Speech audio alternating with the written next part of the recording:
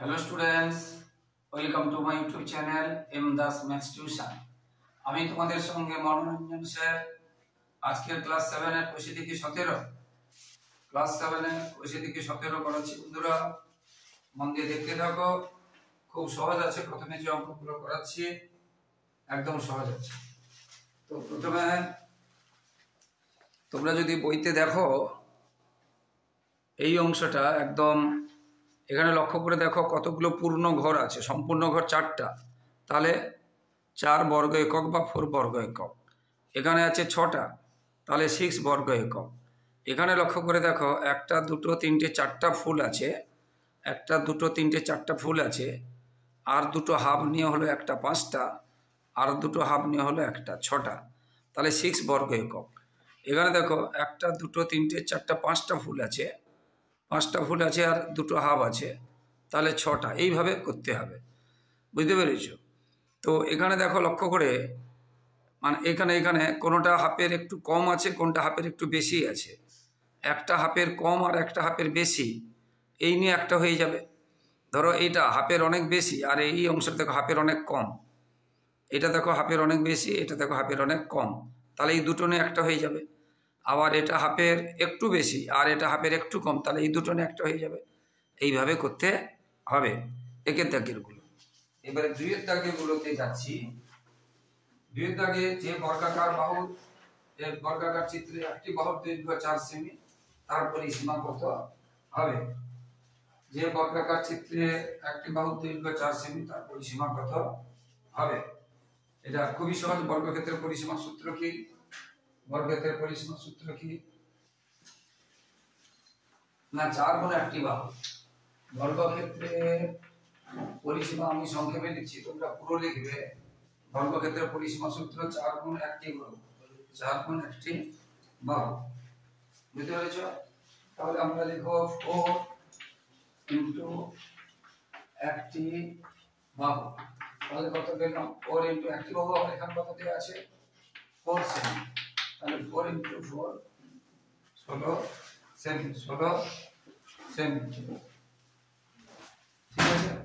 এরপরে একটি বর্গক্ষেত্রের পরিসীমা দেওয়া আছে, এক্ষেত্রে হয়ে গেল 2। তাহলে বাহু দেওয়া থাকলে পরিসীমা বের করব 4 দিয়ে গুণ করে বাহুকে। এবার পরিসীমা দেওয়া আছে, বাহু বের করব কি করে? তার উল্টো, পরিসীমা দেওয়া আছে, বাহু বের করব কি করে? 4 দিয়ে ভাগ করে, কারণ পরিসীমাটা পেয়েছিলাম 4 দিয়ে গুণ করে। তাহলে বাহু কি করে পাবো? পরিসীমাকে বাহু কি করে পাবো? পরিসীমাকে 4 দিয়ে ভাগ করে। তাহলে পরিসীমা আছে এখানে 20 মিটার, তাকে আমরা 4 দিয়ে ভাগ করব, তাহলে হবে কত? 5 মিটার। তাহলে হবে কত? 5 মিটার। বাহু কি করে পাবো? পরিসীমাকে 4 দিয়ে ভাগ করব, পরিসীমাকে 4 দিয়ে ভাগ করব। বুঝতে পেরেছো এটা? এবার বাহু যখন পেয়ে গেলাম, চেয়েছে ক্ষেত্রফল। বাহু যখন পেয়ে গেলাম, চেয়েছে ক্ষেত্রফল। ক্ষেত্রফল আমরা কি করে পাই বর্গক্ষেত্রের? না, বাহু আর বাহু গুণ করে, বা বাহুর আর বাহুর গুণ করে, বা বাহুর স্কয়ার করে। তো এখানে বাহু কত বেশি? 5, এবং বাহু কত বেশি? 5।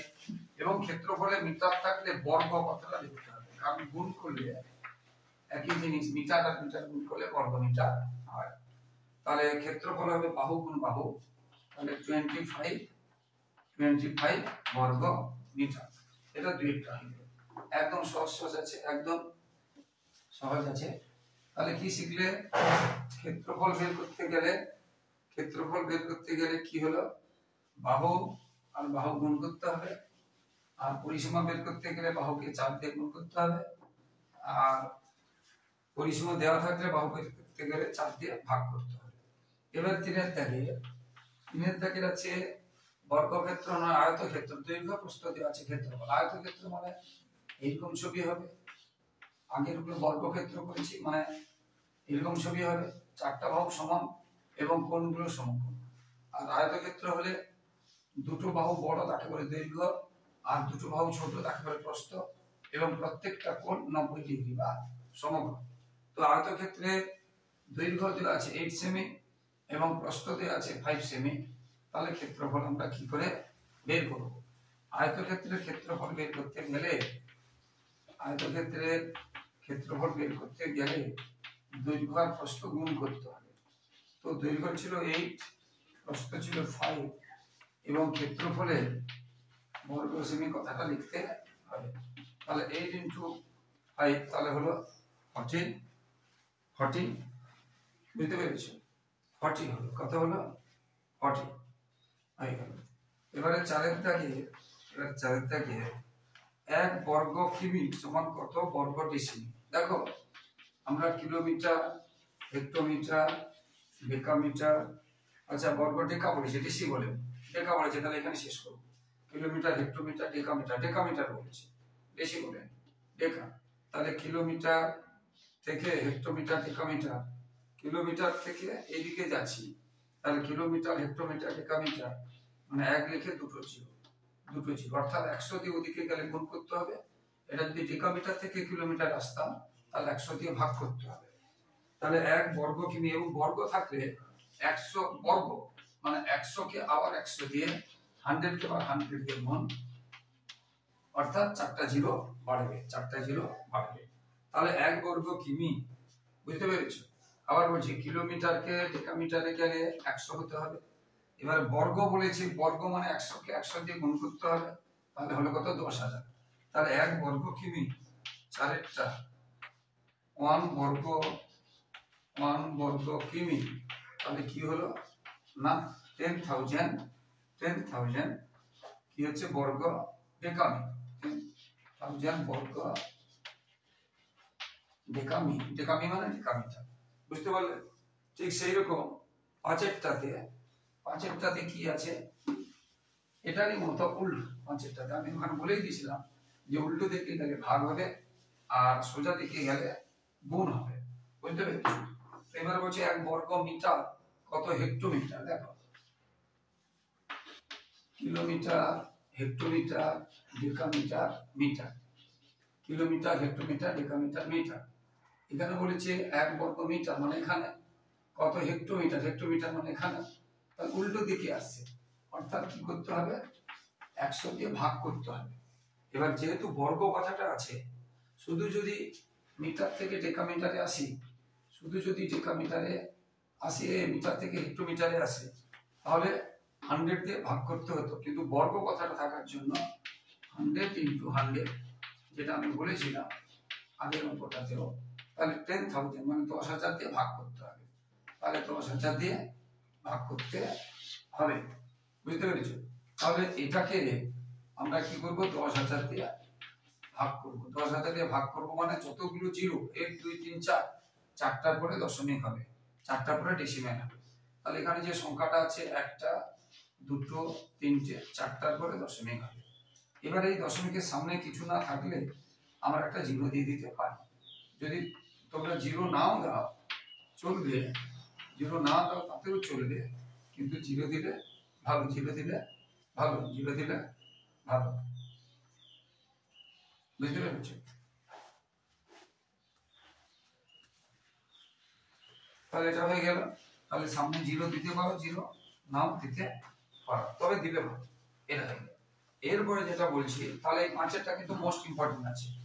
এখনই যেটা করলাম 5এরটা, যে অঙ্কগুলো মোস্ট ইম্পর্টেন্ট আছে বলবো, সেগুলো তোমরা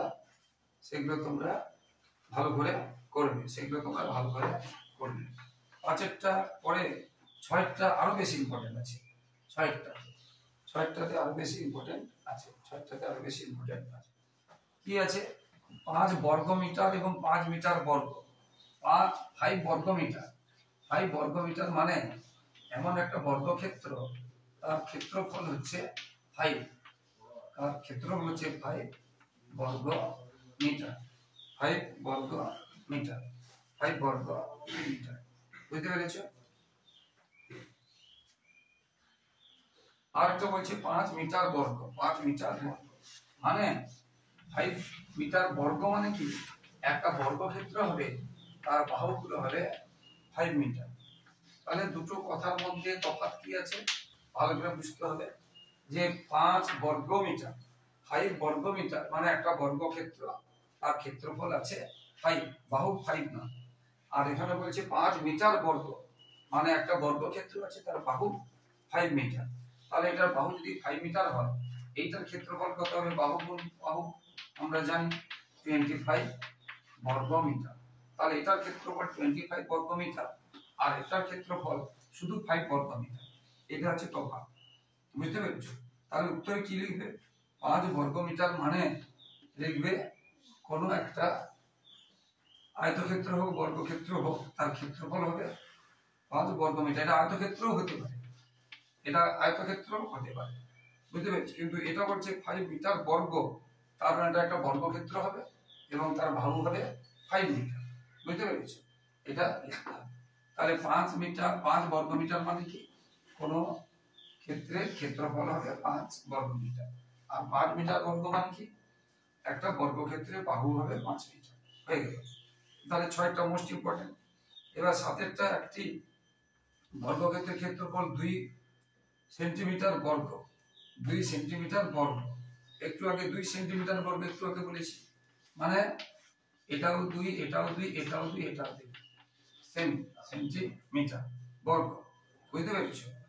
অর্থাৎ কারণ এখানে বর্গ সেন্টিমিটার বলেন, অর্থাৎ একটা বর্গক্ষেত্র তার বাহু হবে 2 সেন্টিমিটার করে।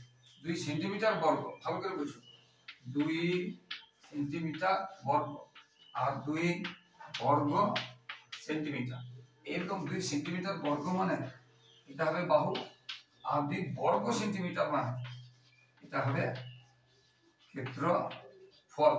এই তফাৎ, বর্গ কথাটা থাকা মানে ক্ষেত্রফল। এইভাবে হবে। আমি একটা আয়তক্ষেত্র আঁকি যার ক্ষেত্রফল দেওয়া আছে পরেরটাতে 30, এবং আয়তক্ষেত্রের দৈর্ঘ্য প্রস্থ কি কি হতে পারে, একদম সহজ। দেখো 30 আমরা কি কি ভাবে পেতে পারি? 30, একটা আয়তক্ষেত্রে এরিয়া দেওয়া আছে 30 স্কয়ার সেমি, তাহলে তার দৈর্ঘ্য প্রস্থ কি কি হতে পারে? দেখো আয়তক্ষেত্র এমন হতে পারে, আবার এই দিকটা একটু কম, এই দিকটা আরেকটু বেশি হতে পারে, আবার এদের অনেক কম, এই দিকটা আরো বেশি হতে পারে, এইভাবে বিভিন্ন ভাবে হতে পারে। তো 30 কে আমরা কি কি ভাবে ভাঙতে পারি? তাহলে 1 ইনটু 30 বা 30 ইনটু 1, 30 ইনটু 1। আরো আমরা কি করতে পারি? 15 ইনটু 2। আরো আমরা কি করতে পারি? 10 ইনটু 3। আরো আমরা কি করতে পারি? 6 ইনটু 5। এত ভাবে আমরা 30 করতে পারি। 30 না 30। তাহলে এটা দৈর্ঘ্য, এটা প্রস্থ, এটা দৈর্ঘ্য, এটা প্রস্থ, এটা দৈর্ঘ্য, এটা প্রস্থ, এটা দৈর্ঘ্য, এটা প্রস্থ। পূর্ণ সংখ্যাতে আর 30 আমরা ভাঙতে পারবো না। 4 এর নামতে 13 নেই, 7 এর নামতে নেই, তাহলে এই এটা দৈর্ঘ্য, এটা প্রস্থ হতে পারে, অথবা এটা দৈর্ঘ্য, এটা প্রস্থ, এটা দৈর্ঘ্য, এটা প্রস্থ, এইভাবে হতে পারে। ঠিক সেরকম 40 হলে কত হবে? 40 কে আমরা কি করে ভাঙবো? 40 ইনটু 1, 20 ইনটু 2। কিন্তু 3 এর নামতে হবে না, 40 3 এর নামতে হবে না, তাহলে হলো 4 এর নামতে আমরা লিখতে পারি 10 ইনটু 40। 5 এর নামতে আমরা কি করতে পারি? 8 ইনটু 40। আর হবে না, আর হবে না। তাহলে এটা দৈর্ঘ্য, এটা প্রস্থ, এটা দৈর্ঘ্য, এটা প্রস্থ, এটা দৈর্ঘ্য, এটা প্রস্থ, পূর্ণ সংখ্যার ক্ষেত্রে, পূর্ণ সংখ্যার ক্ষেত্রে। এবারে পিচ বোর্ডে বর্গাকার একটি কাঠ তৈরি করেছে যার একটি বাহুর দৈর্ঘ্য 6 সেমি, তাহলে ক্ষেত্র দেখো খুব সহজ। একটি বাহুর দৈর্ঘ্য 6 সেমি আছে, এটা পড়ে। একটি বাহু 6 মানে এটাও 6, এটাও 6, এটাও আমরা একটু করেছি। ক্ষেত্রফল আমরা কি কি পাবো? না বাহু গুণ বাহু, 6 গুণ 6, 6 গুণ 6, তাহলে 36 বর্গ সেমি। তাহলে এটার ক্ষেত্রফল কি হবে? 36 বর্গ সেমি। এইভাবে হবে। এবারে 5 মিটার বর্গের ক্ষেত্রফল, এটাও 5 মিটার বর্গ, বর্গ মিটার বলিনি, 5 মিটার বর্গ। পরেরটাতে 5 মিটার বর্গ মানে এটাও 5, এটাও 5, এটাও 5, এটাও 5, 5 মিটার বর্গ বলেছে, তার মানে বাহু হবে 5 মিটার। তাহলে ক্ষেত্রফল কত হবে? 5 ইনটু 5, 5 ইনটু 5, 25 বর্গ মিটার, 25 বর্গ মিটার। একদম সহজ হচ্ছে বন্ধুরা। তো যারা আমার ইউটিউব চ্যানেলটি দেখছো সকলকে অসংখ্য ধন্যবাদ। আর যারা আমার চ্যানেলে নতুন, প্লিজ চ্যানেলটিকে সাবস্ক্রাইব ও শেয়ার করে তোমরা একটু পাশে থাকো বন্ধুরা। তোমাদের জন্য লাগাতার পরিশ্রম করছি, তাই তোমাদের কাছ থেকে এইটুকু সহযোগিতা আশা করছি যে তোমরা চ্যানেলটিকে সাবস্ক্রাইব ও শেয়ার করে একটু সাপোর্ট করবে, একটু পাশে থাকবে। আর লাইক ও কমেন্ট করতে ভুলো না বন্ধুরা, এবং পরবর্তী পার্টগুলো দেখতে থাকো। আর তোমাদের কিন্তু সাজেশন দেওয়া আছে, পুরনো সাজেশন এবং ভালো ভালো স্কুলের প্রশ্ন উত্তর সহ দেওয়া আছে, সাজেশন উত্তর সহ দেওয়া আছে। তাই তোমরা যদি ফলো করো, ইউটিউবে গিয়ে আমার ইউটিউবে গিয়ে সার্চ করবে প্লে লিস্টে ক্লাস 7 অঙ্ক সাজেশন ক্লাস 7, ভৌতবিজ্ঞান সাজেশন, সমস্ত সাবজেক্টের সাজেশন দেওয়া আছে। তাই বন্ধুরা ফলো করলে তোমাদের উপকার হবে। সবাই ভালো থাকো বন্ধুরা, এবং চ্যানেলকে সাবস্ক্রাইব শেয়ার করে একটু সাপোর্ট করো। জয় হিন্দ, বন্দে মাতরম।